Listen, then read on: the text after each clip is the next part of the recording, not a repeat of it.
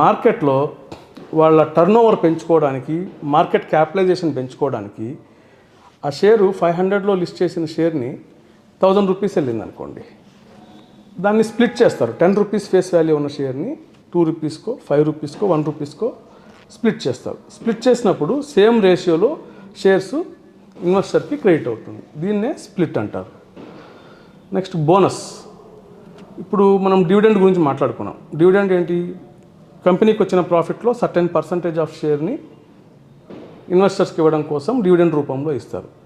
అదేవిధంగా బోనస్ అంటే for example ఒక కంపెనీవి ఒక 10 lakh షేర్స్ ఉన్నాయి అండ్ ఈచ్ షేర్ ఈస్ 100 రూపీస్లో ట్రేడ్ అవుతుంది అనుకున్నాం. వాళ్ళు షేర్ బోనస్ ఇచ్చినప్పుడు ఇన్వెస్టర్ కోసము 1:2 అనుకోండి, అంటే for every 2 shares 1 share bonus వస్తుంది. ఈ బోనస్ ఇచ్చినప్పుడు